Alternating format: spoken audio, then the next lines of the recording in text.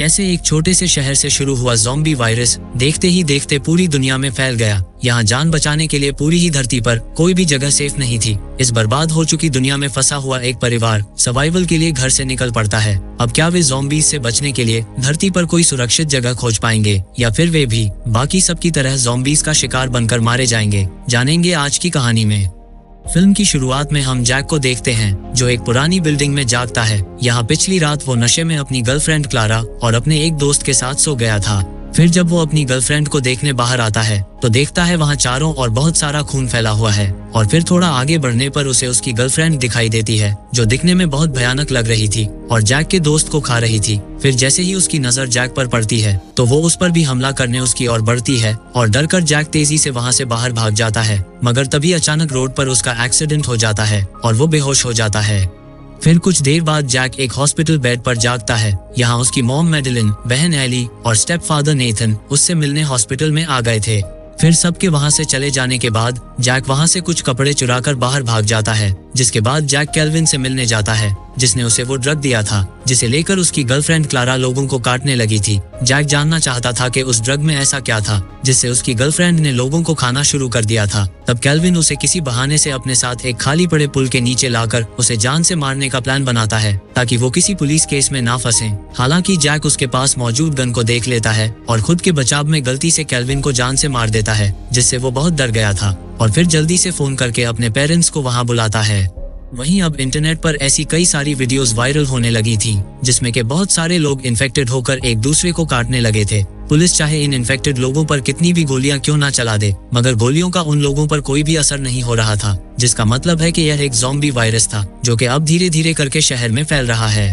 फिर जैक के बुलाने पर जब मैडेलिन और नेथन घटनास्थल पर पहुंचते हैं तो पाते हैं कि केल्विन, जो कि जैक का कहना है कि मर चुका था, उसकी डेड बॉडी वहां से गायब थी, जिसे देखकर उन्हें लगता है कि शायद जैक की नशे की लत के कारण उसे कोई भ्रम हुआ होगा। और फिर जब वे उसे लेकर वहां से जाने लगते हैं तो तभी अचानक उन्हें रास्ते में केल्विन उनकी ओर आते हुए नजर आता है। और फिर जब मैडेलिन और नेथन उसकी स्थिति का जायजा लेने गाड़ी से नीचे उतरते हैं तो तभी अचानक केल्विन, जो कि अब तक एक ज़ॉम्बी बन चुका था, उन पर हमला कर देता है और उन्हें काटने की कोशिश करता है। हालांकि दोनों किसी तरह से बच जाते हैं। तब जैक अपने पेरेंट्स को बचाने के लिए उसे कार से कई बार टक्कर मारता है जिससे केल्विन को निश्चित रूप से मर जाना चाहिए था। मगर गंभीर रूप से चोटिल होने के बाद भी, यहाँ तक के हाथ पैर पूरी तरह से टूटने के बावजूद भी केल्विन अब भी उठकर उन पर हमला करने की कोशिश कर रहा था, जिसे देखकर वे तीनों समझ जाते हैं ये किसी तरह का भयानक ज़ॉम्बी वायरस है जो चुपचाप फैल रहा है।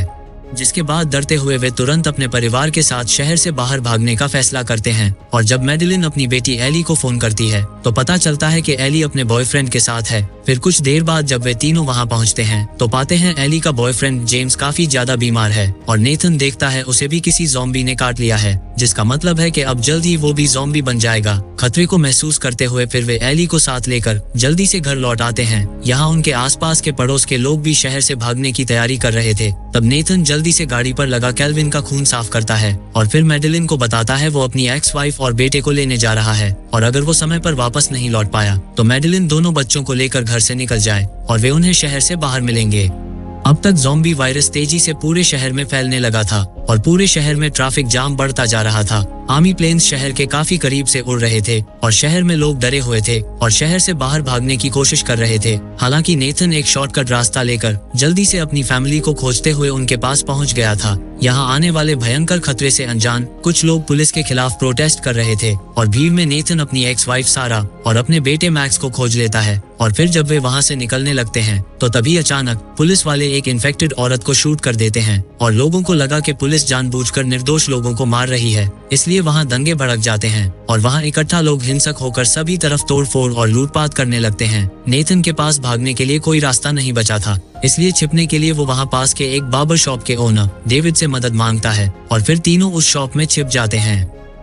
रात होने तक बाहर के हालात काफी ज्यादा बिगड़ गए थे और कई सारे लोगों ने आसपास की दुकानों पर हमला करके इन्हें लूटना शुरू कर दिया था और जो दुकानें अंदर से बंद थीं, इन्हें आग लगाना शुरू कर दिया था। इसलिए डर के कारण बचने के लिए वे सब मिलकर वहां से निकलने का फैसला करते हैं। मगर फिर जैसे ही डेविड अपनी शॉप का दरवाजा खोलता है तो काफी सारे लोग लूटपाट के इरादे से अंदर घुस आते हैं। हालांकि कोई उन्हें नुकसान नहीं पहुंचाता क्योंकि लोगों का ध्यान दुकान को लूटने पर था। फिर मौका पाकर जैसे ही वे लोग बाहर आते हैं तो देखते हैं उनमें से भी अब कई सारे लोगों ने ज़ॉम्बीज बनकर एक दूसरे को बुरी तरह से काटना शुरू कर दिया है। इसलिए नेथन अपनी फैमिली को लेकर जल्दी से वहाँ से निकलने लगता है। तो उनके पीछे पीछे डेविड भी अपनी पत्नी और बेटी के साथ आगे बढ़ रहा था। वहीं इस उथल पुथल के बीच आगे बढ़ते हुए अचानक एक बोर्ड डेविड की पत्नी के पैर पर गिर जाता है, इसलिए सब लोग मिलकर उसे वहाँ से निकालते हैं और फिर सभी नेथन की कार में बैठकर वहाँ से भागने लगते हैं। यहाँ रास्ते में जाते हुए वे देख पा रहे थे कि अब पूरे शहर में दंगे भड़के हुए हैं और गुजरते वक्त के साथ संक्रमित लोगों की संख्या बढ़ती ही जा रही है और आर्मी हालातों को कंट्रोल में लाने के लिए इन्फेक्टेड लोगों पर गोलियां चला रही है।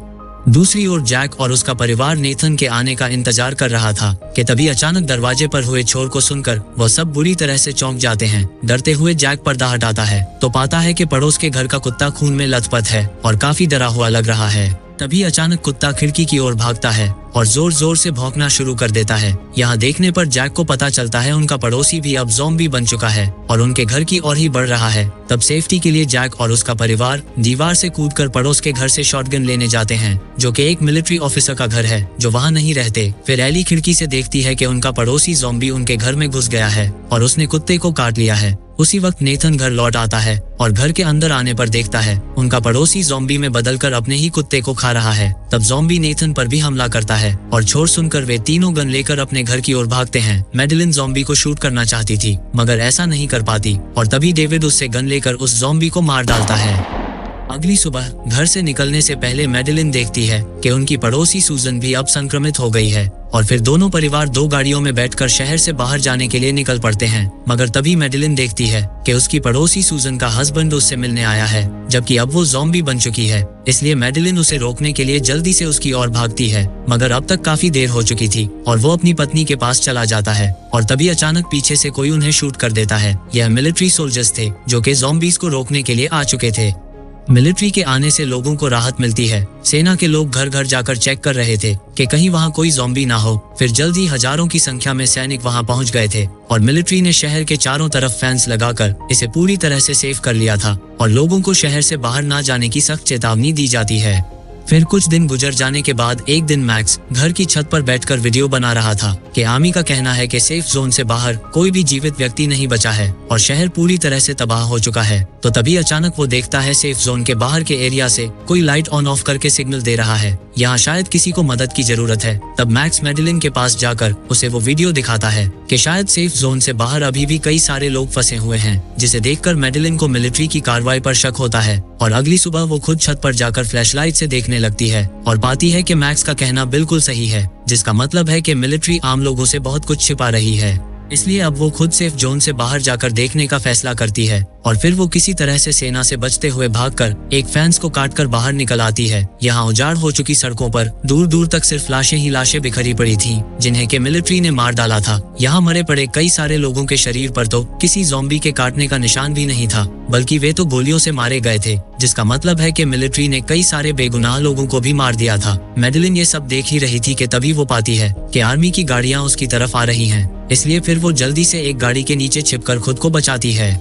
फिर उसी शाम डेविड की पत्नी के पैर पर बोर्ड गिरने से आई चोट के कारण सैनिक जबरदस्ती उसकी पत्नी को मिलिट्री हॉस्पिटल ले जा रहे थे और वे डेविड को उसके साथ चलने की अनुमति नहीं देते। वहीं लिस्ट में जैक का भी नाम था, इसलिए एली अपने भाई जैक को जल्दी से वहां से भागने को कहती है, मगर सैनिक उसे पकड़ लेते हैं और जबरदस्ती वहां से ले जाने लगते हैं। यहाँ नेथन की एक्स वाइफ सारा, जो कि एक नर्स है, उन्हें बताती है कि जैक को सिर्फ नशे की लत है और वो इन्फेक्टेड नहीं है, मगर मिलिट्री डॉक्टर का कहना था वे रिस्क नहीं ले सकते, इसलिए वे जैक की भी जांच करेंगे। सारा डेविड की पत्नी और जैक पर नजर रखने के लिए उनके साथ जाना चाहती थी और क्योंकि सारा एक नर्स थी, इसलिए वे उसे साथ ले जाने के लिए मान जाते हैं। मगर दूर से ये सब देखकर मैडेलिन को लगता है कि शायद सारा ने ही उसके बेटे के बारे में आर्मी को बताया है, इसलिए अब वो नेथन से भी झगड़ा करती है, क्योंकि आज सेफ जोन से बाहर की घटनाएं देखने के बाद उसे डर है कि कहीं वे जैक को कोई नुकसान ना पहुंचाए। वहीं इस सब से हताश होकर जब नेथन छत पर जाता है तो देखता है कि जो सर्वाइवर्स सेफ जोन से बाहर किसी तरह से बचे हुए थे, अब वहां से गोलियां चलने की आवाज आती है, जिसका मतलब है कि आर्मी ने उन्हें भी मार दिया है, जिसे देखकर अब वो भी समझ जाता है कि आर्मी पर भरोसा नहीं किया जा सकता।